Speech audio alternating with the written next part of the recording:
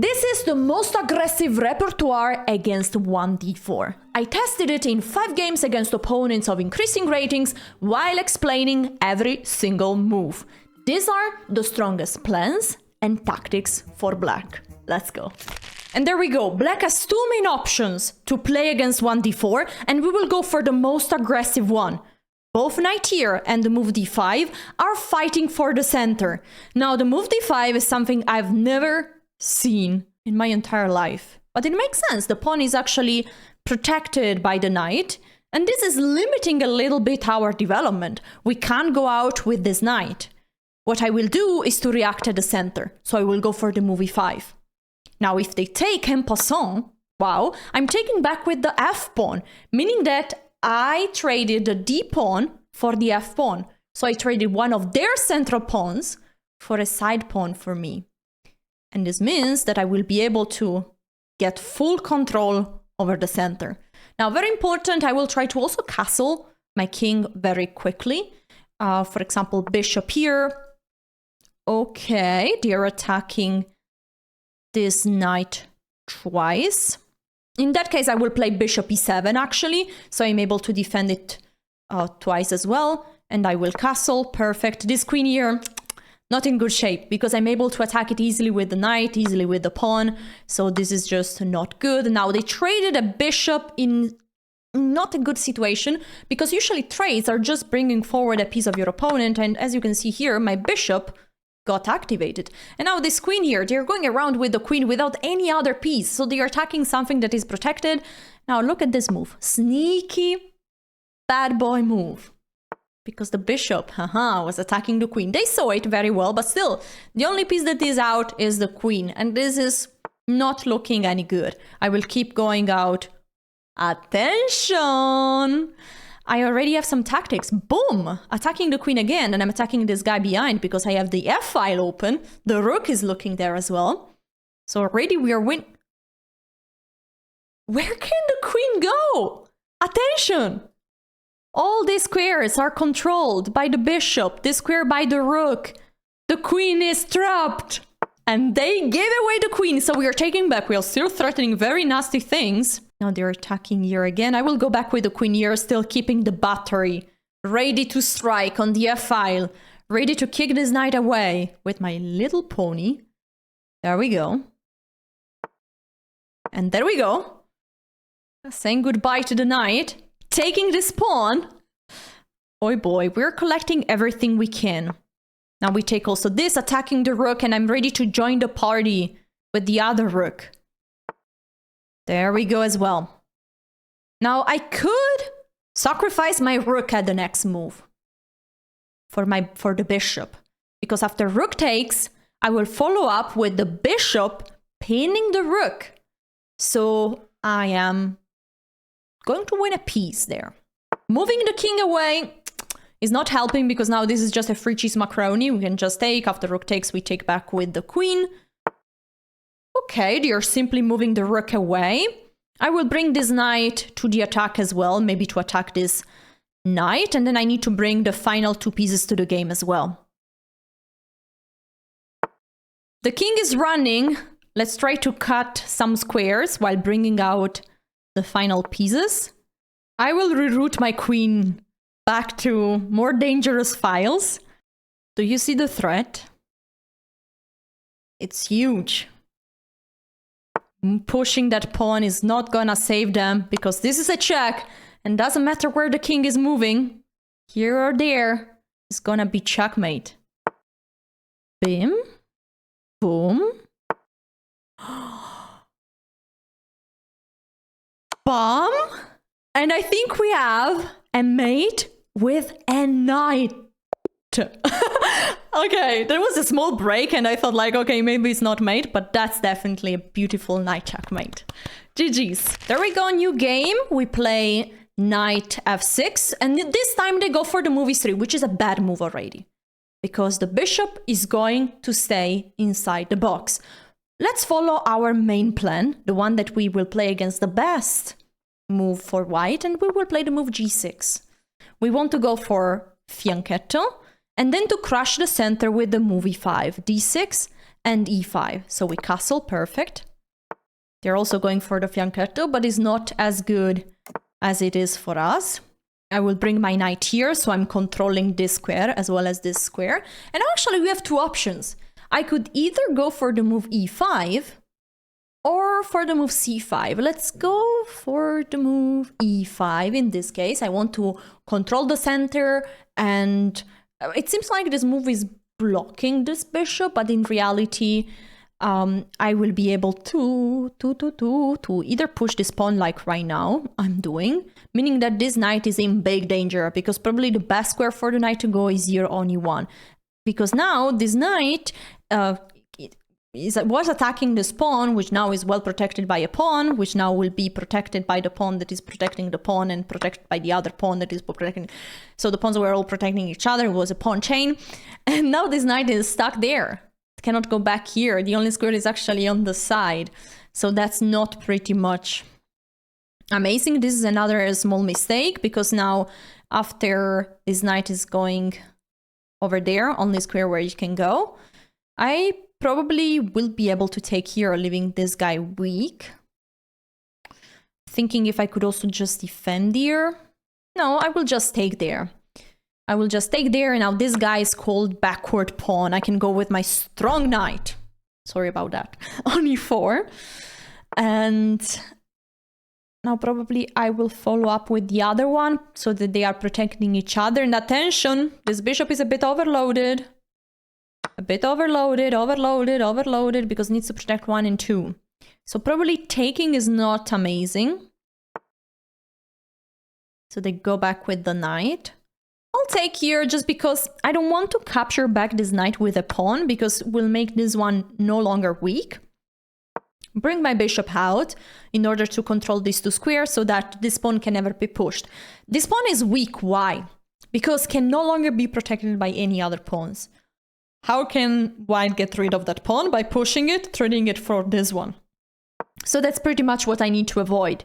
First of all, avoid that it can be pushed, and then attack it as many times as possible, because white needs to protect it with all the pieces that they have. So at some point it might become very uncomfortable. Attention at pushing pawns. Every time you push a pawn, you're also creating some weaknesses.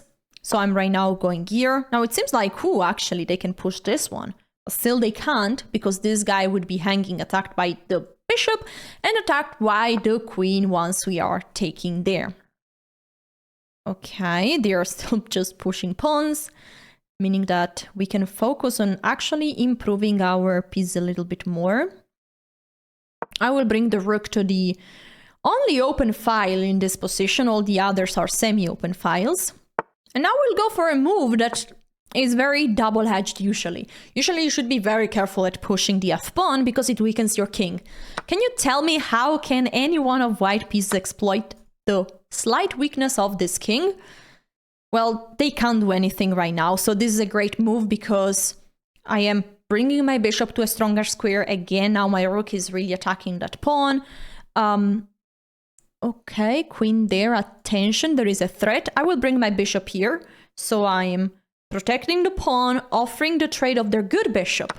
Yeah, this is a great concept to introduce, to shortly talk about. Every time the center is kind of blocked, there is a good bishop and a bad bishop. This one is definitely the bad bishop because it's stuck inside the chain of pawns. Instead, the other one was the good bishop for white. What you need to do, try to trade off their good bishop for your bad bishop and try to keep your good bishop. It's logical. While you're still pushing pawns, I am already looking for juicy tactics. This pawn is unfortunately under attack, so my queen is not as free as I would like her to be. So I will go with the rook here. One day I might sacrifice a rook on d4 because my bishop would become so powerful, but maybe that's not even necessary. I can just try to slide my queen towards super annoying squares. Okay, the queen is coming back, looking at both rooks, but not really doing much. I mean, sliding my queen here, attacking this pawn. They are protecting it with the king, which is right. I will now go back with this rook, because it's no longer doing anything on c5. Now the queen is no longer attacking this pawn. So I want to bring the rook here, together with this one, attacking on e3. One more idea is to push actually h5, so I give my bishop a square to attack directly that pawn. Now that I see that, it looks really a nice idea. I will go for it. Rook f3 is maybe the idea to come over there with the rook, attacking this pawn, but I probably can simply protect it with my king. Okay. The bishop is attacking my queen. Well, my queen doesn't have many squares, so I have to go here to give a check. The rook is coming there, and then I have to move my queen one more time, and probably my queen will come there, so I'm protecting the pawn. Okay, the king is moving away, meaning that now I can go with the bishop here. I'm attacking e3 quite sometimes. I will move my queen here, so it's protecting this pawn. But I still need to be careful. Yeah, because I'm not out of all dangers. For example, if I move this rook there, haha, counter check. Now my rook is under attack, so I move it here. And actually this rook is coming there attacking my queen. You know, there are some dangers. Okay, this is not a good move. We are attacking the bishop, which has to move one more time, meaning that now I can take there, because if they take here, I'm taking with the queen, and after queen takes, I won a rook, and if they take here, I can take back with the rook, and I won a pawn, but this king is desperate, literally, because my bishop is sneaking here, my queen is sneaking here, all the pieces will act like cobra around the white king. Okay, they went for this, probably. Oh! Okay, I shortly saw rook g1. This could be a sneaky move, but we can just take this queen, and once they take our queen, we are still having... Actually, we have 2 extra rooks. So rook g1 would be a mistake. Also, rook g1 would be bad because another possibility is to take with the queen. And after king takes, we take their queen. Still, we have 2 extra rooks. So actually, white is just lost here because their best move is to take here. After that, we would just take back with the rook. And now we have a mate in 2 moves. Can you see that? Well, rook here is protecting it. The checkmate was bishop here, followed by rook takes. Now the rook is controlling that square. So I will go to give this little check. And then bring my rook here. Again, I'm threatening mate in 2. Rook there, king moves, and checkmate. Bishop here is again stopping the idea. Very good for them.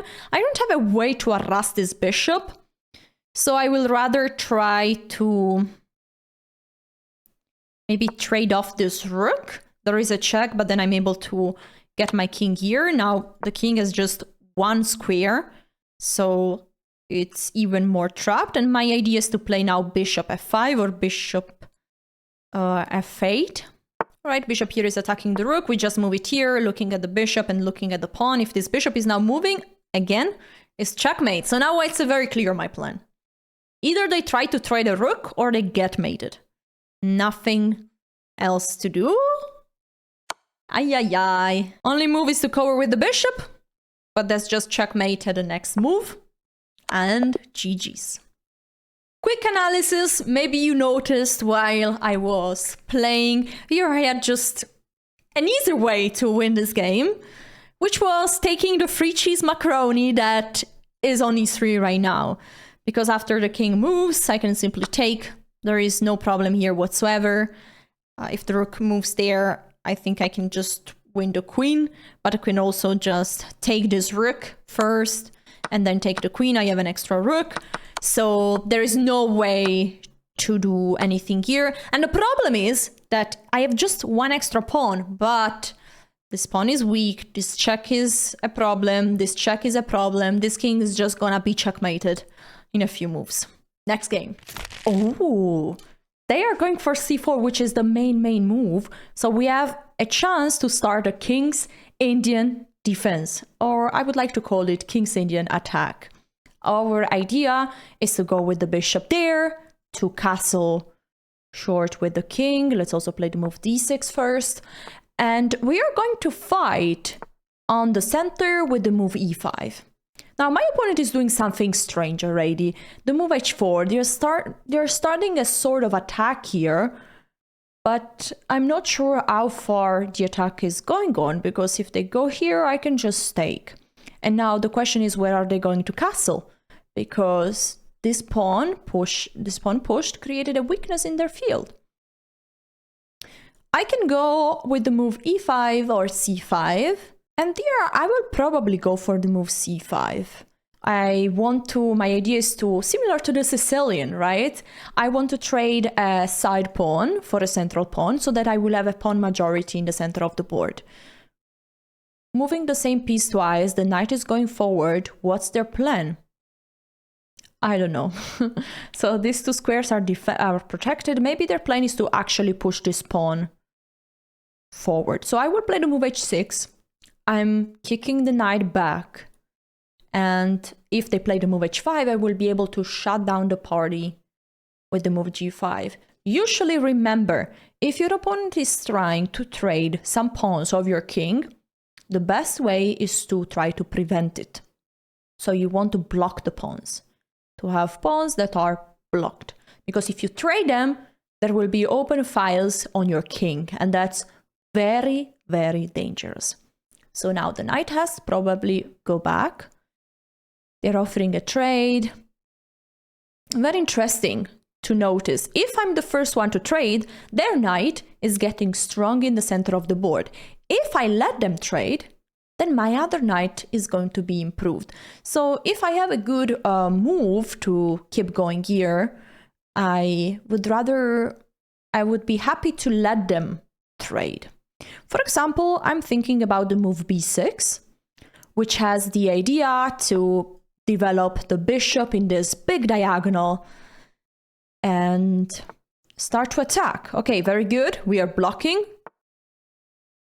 Wow, that's a great idea, but as well as is dangerous, because they are trying to really trade pawns of our king side, but this king is also still not castled, still in the middle of the board, so this can as well backfire. I'm trying to calculate different moves, for example, knight takes, and then bishop here, but then they could block the center. So I might as well first capture here, or I could also take, and after pawn takes, I can take this pawn, because then they have to take with the queen. This is also interesting. Okay, now it's time to be very precise, and I will start with this trade. The knight has to take back, and now I take here. And the moment I take back, this is a free cheese macaroni for me. I can take it either with the bishop or with the pawn. So that's why here I was the first one to trade, but for a specific reason. I wanted to open up my bishop. Now, if I take with the bishop, my king is slightly exposed, but there is nobody that can even give me a check. So I will go with the bishop so that my pawn structure is still very safe. I don't have any double pawn. And my bishop is also stopping the king from castling, but also looking at the f2 square, which is the most vulnerable square in white field because it's just protected by the king usually.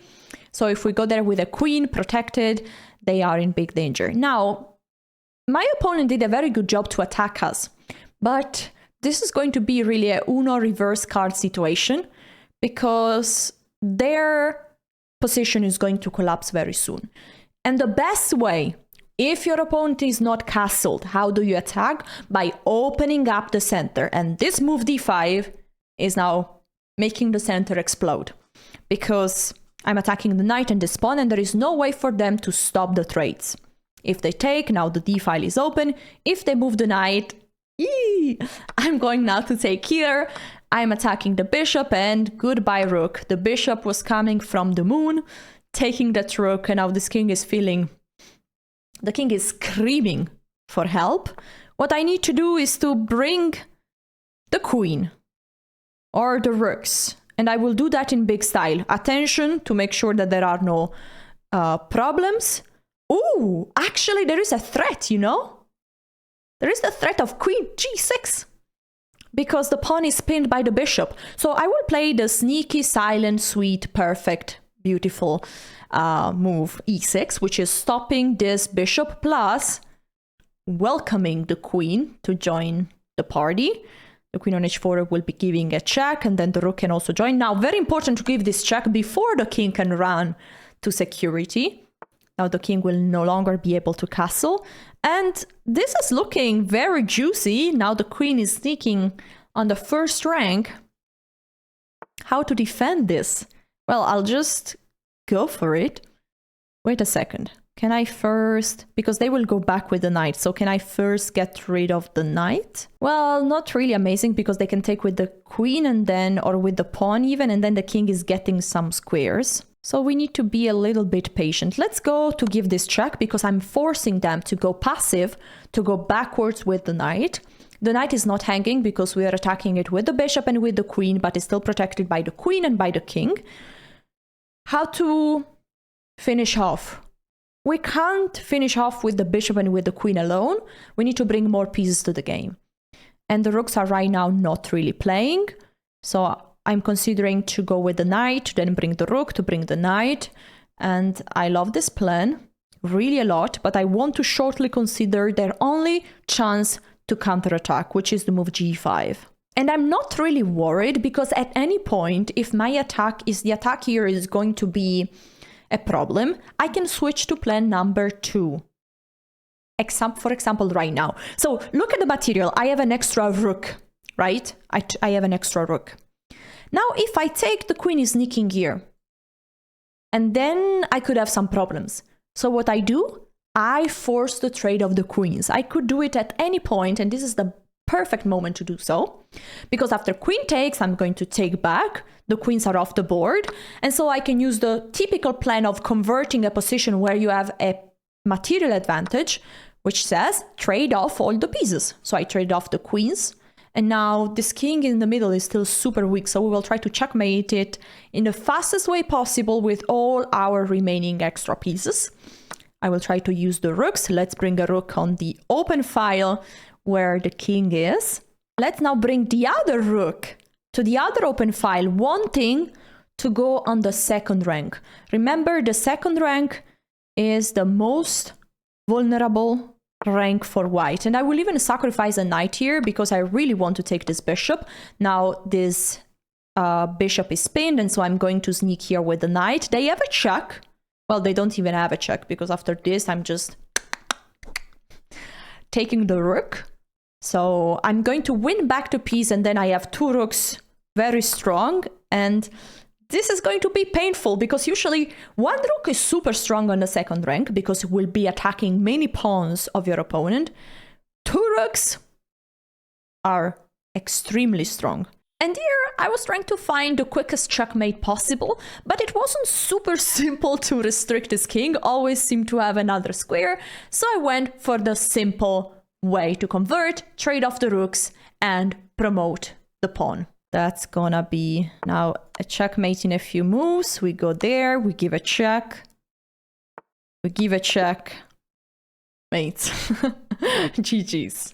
New game, they are going for knight c3. Let's try to stick to our plan, but then they will play the move e4. So in this case, I would actually recommend to go for the move d5, since we are stopping them from pushing 2 pawns next to each other. I don't like this move. It's just wasting a tempo. So I would recommend to go for the typical idea in d4, d5 structures, which is the move c5. What is our plan? We want to say like, hey, take there, and then go for the 2 pawns in the center. And now we can still take, because if they take back with the knight, still we can go with 2 central pawns. And this is a dream come true with the black pieces. This is a dream position. We have 2 pawns next to each other, and now we can fully develop like if we would be white. This position is already at least minus 0.50 for black. And after 7 moves, that's not too bad. So we need to develop all the rest of the crew. Let's go with the bishop over there. This seems an annoying pin, and we are also ready to castle the king. I'm expecting bishop on d2 to stop the pawn. Sorry, stop the pin, and then we can simply castle. Interesting, they're playing the move a3, provoking us to trade. And I'm not sure if I want to give away my bishop. I could, since the 2 pawns are a little bit weak, but I value so much the bishop here that I might simply go back. Well, if I go back here, then the pawn is unprotected. And if I go there, I'm provoking b4, b5. So if I need to go back, I need to go over there. No, let's take the knight and let's play against the double pawns. So what we need to do is quick development also in this case, and we will use the knights, which are very strong. Also, just one thing, when I say like the bishop is a bit stronger than the knight in open position, it's still a tiny difference. It's like if you would quantify, if a pawn is a value of 1, well then the bishop has an extra value of 0.1 to 0.2. So it's not a huge thing. And also like these two pawns are weak, so this weakness is already compensating for the bishop. Now, how to keep going? I think knight here is a great square because we're attacking this pawn. Bishop here is a great move. Okay, since the bishop didn't go on d3, now we play this, exploiting the passivity of this move, I would say. They go with the bishop, and now we play bishop here. And one very strong plan is to bring the rook on the c file, attacking where it hurts. One more plan is also to maybe start something on the king side with f4, f5, and maybe we will do both. Okay, we go back with the knight. Now we're threatening the fork, so very, very careful. White should be very careful.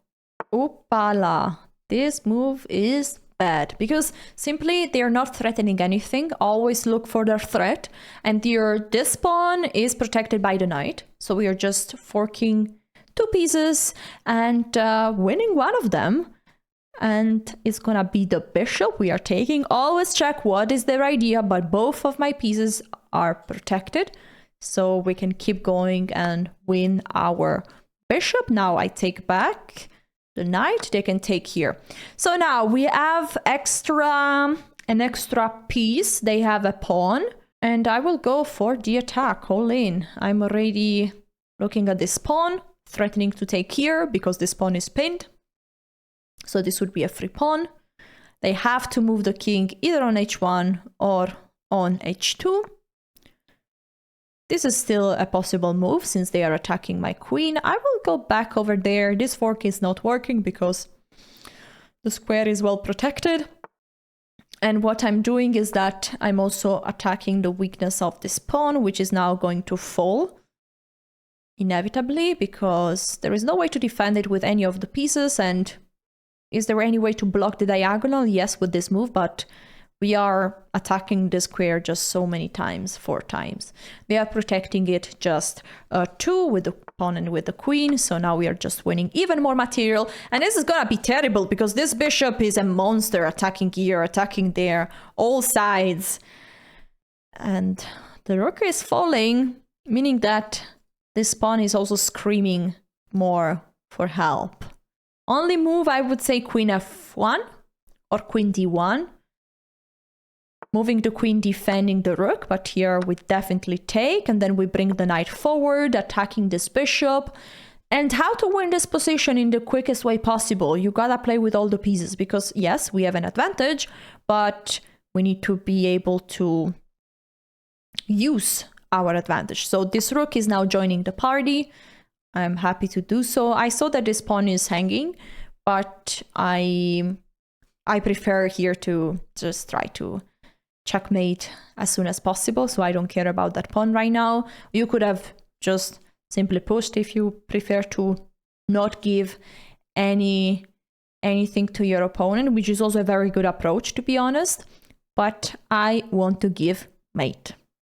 And actually, if the bishop is taking, I can play the sweet fun move c5, which is blocking the way back for the bishop. This is a typical thing to keep in mind. And then the queen or the rook can go attack the bishop and win it. So actually the pawn was not even hanging. Okay, the rooks are kind of strong, but okay, let's improve still this one. Still we don't have a strong threat. Now we are starting to threaten, for example, knight d2. Attacking the queen, attacking the pawn. And if the bishop is taking, opala! Very happy to join with my rook on the 2nd rank. Ideally, I want to have 2 rooks on the second rank and then attack over there. So now knight here doesn't really work because after bishop takes, if I take, my rook is hanging. So attention. I think it's time to move the knight anyway, and we will go backwards like this. Since if this bishop is moving, the rook is hanging, so now we are pinning the bishop and we're attacking the pawn, but also threatening to go over there and maybe eventually go with knight here, looking at the queen and at this pawn. They took this pawn, which to be honest I didn't see was hanging, but it comes to a very high price because now the knight is here attacking this bishop. If they're trading the queens, then we are going to take this bishop inevitably, and we are trading way too much material. So either now they get mated or they trade and go to a lost endgame. And I think now we have it. Well, let's just trade everything. Get to an endgame with an extra rook. I'll take here.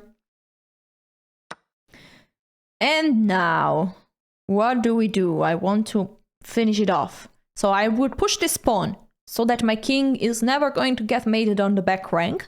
And also this pawn is gonna help me to have some support when this queen is moving away. So for example, now if the queen is taking this pawn, it's mating 2. Queen check, the king moves back, and then the rook is finishing it off.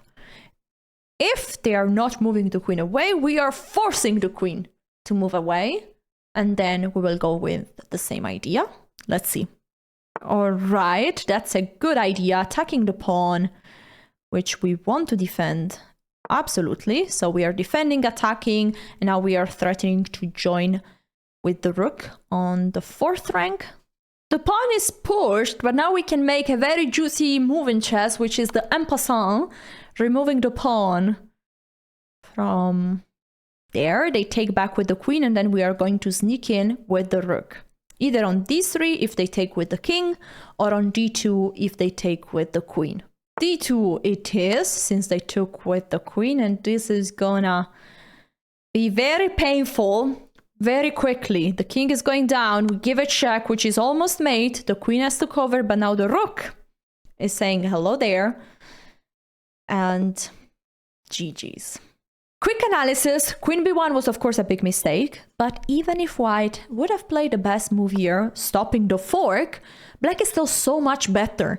And I want to tell you a very good plan. We want to set up an attack here. The rook is ready, but this knight cannot move, because if the knight moves away, this pawn is hanging. So f6 is the best move in this position, and then we can follow up with knight here, queen c7, knight e4, and this pawn is gonna fall. All right, final game. What is white going to play? c4, yes or no? Not yet. Let's play the move g6. Okay, we have something completely different. This is called Torre attack. I'm going to play bishop g7. I want to defend this pawn, and now keep going with my plan. d6, knight here. This bishop is looking at this square. Let's just castle, just in case, and then go with the knight here, and either we play c5 or we play the move e5. Always important to ask, what's the idea of our opponent move?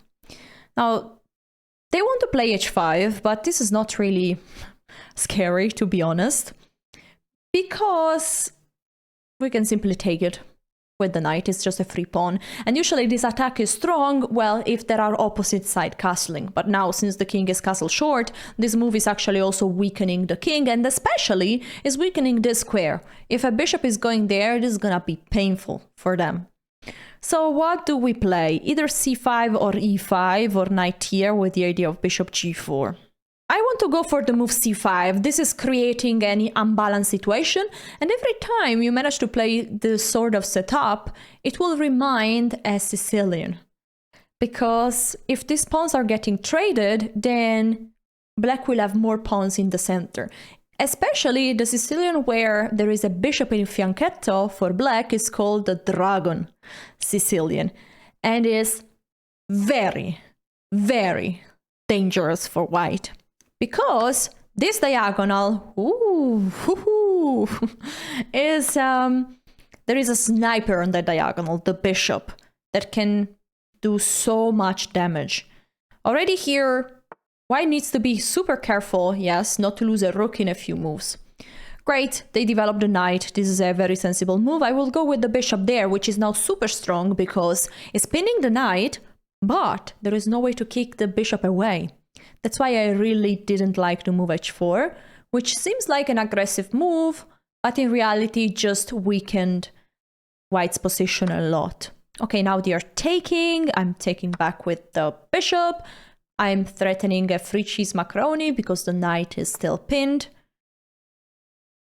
Okay, the queen is going there, but I'm very, very scared for them.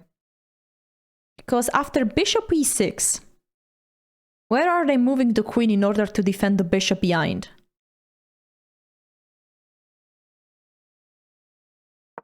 I really don't see it. The queen cannot go back here, cannot go back there, cannot go back there.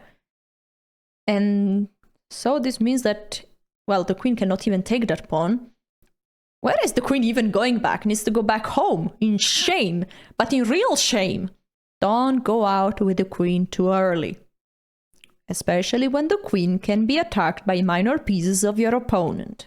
That's a beautiful example. This bishop here is crying. Poor guy. But yeah, we are going to take it next. And there we go, attacking the rook.